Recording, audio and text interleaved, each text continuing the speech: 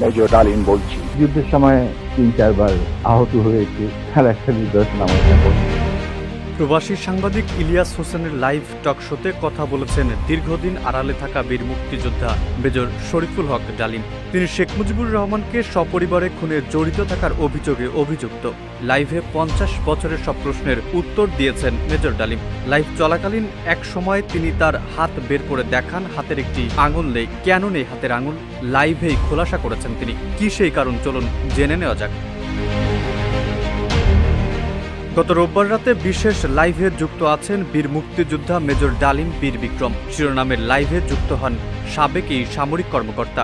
ইলিয়াসের নিজের ইউটিউব চ্যানেলে প্রচারিত টকশোটি মুহূর্তেই ভাইরাল হয়। টকশোতে বাংলাদেশের মহান মুক্তিযুদ্ধের ইতিহাস ও ৭৫-এর ১৫ আগস্টের নেপথ্যের ইতিহাস তুলে ধরেন বিদেশে নির্বাসিত আলোচিত এই সাবেক সামরিক কর্মকর্তা ও মুক্তিযোদ্ধা মেজর শরীফুল হক ডালিম। টকশোর শুরুতে মেজর ডালিম বলেন, দেশবাসীকে, বিশেষ করে নতুন প্রজন্মের ছাত্র জনতাকে যারা আংশিক বিজয় অর্জন করেছেন তাদের লাল শুভেচ্ছা জানাই। বিপ্লব একটি সমাজ, যে কোনো রাষ্ট্রে একটি চলমান প্রক্রিয়া। সেই অর্থে তাদের বিজয় এখনো পুরোপুরি অর্জিত হয়নি, তার জন্য আরও সময় প্রয়োজন। ২৪-এর গণঅভ্যুত্থানের নেপথ্যের নায়ক ছাত্র জনতাকে পরামর্শ দিয়ে তিনি বলেন, সম্প্রসারণবাদী হিন্দুত্ববাদী ভারত যার কবজায় আমরা প্রায় চলে গিয়েছি, সেই অবস্থান থেকে সেই ৭১-এর মতো আরেকটা স্বাধীনতা অর্জন করতে হবে। তা না হলে বিপ্লব ব্যর্থতায় পর্যবসিত হবে। ৭৫-এর হত্যাকাণ্ডের নেপথ্যের কারণ জানতে চাইলে তিনি বিস্তারিত ইতিহাস তুলে ধরেন।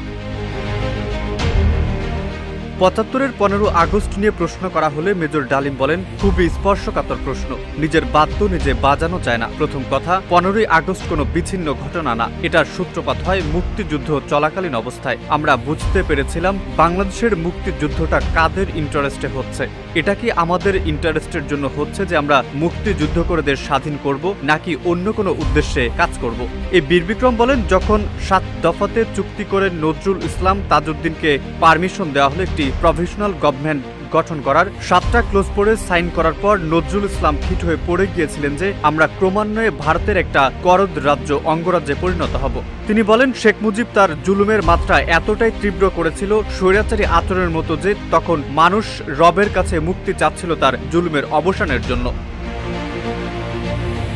মেজর ডালিম বলেন, মুজিব তো মারা যায়নি, মুজিব একটি সেনা অভ্যুত্থানে নিহত হয়েছেন। সেনা অভ্যুত্থান তো আর খালি হাতে মার্বেল খেলা হয় না, ওখানে দুই পক্ষ থেকেই গোলাগুলি হয় এবং হতাহত হয় দুপক্ষেই। যেমন মুজিবের পক্ষের কিছু লোক মারা গেল, সেভাবে সেনা অভ্যুত্থানকারী বিপ্লবীদের পক্ষ থেকেও কিছু লোক প্রাণ হারায়, এটাই বাস্তবতা। কিন্তু বিপ্লবীরা বিজয়ী হয়ে গেল, তারা ক্ষমতা নিজের হাতে নিয়ে নিল। তিনি বলেন, মুজিবের মৃত্যুর খবর জানার পর আর বাকশালের পতনের খবর জানার পর শহর বন্দর গ্রামের লাখ লাখ মানুষ আনন্দ মিছিল বের করলো। যে সমস্ত রাজনৈতিক নেতা বা দলগুলো আন্ডারগ্রাউন্ড ছিল তারাও জনসমর্থন নিয়ে রাস্তায় চলে আসে।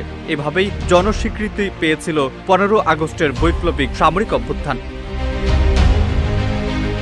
টকশোতে এক পর্যায়ে মুক্তিযুদ্ধ চলাকালীন ইতিহাস বলতে শুরু করেন মেজর ডালিম। তখন তিনি তার হাত দেখিয়ে জানান, মুক্তিযুদ্ধ চলাকালীন সময়ে আহত হয়ে বাম হাতের আঙুল হারিয়েছেন তিনি। এছাড়াও তার শরীরের বেশ কয়েক জায়গায় জখম হয়েছিল। তিনি বলেন, আর আমি মুক্তিযুদ্ধের সময় ৩-৪ বার আহত হয়েছি, তার একটা নিদর্শন আমার হাতের অবস্থা দেখো।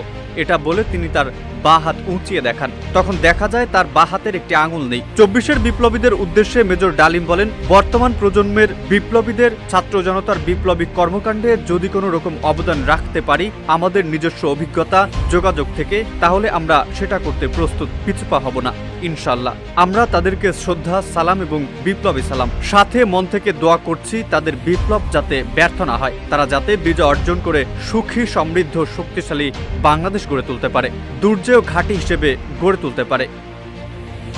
মেহেদী হাসান, ইত্তেফাক।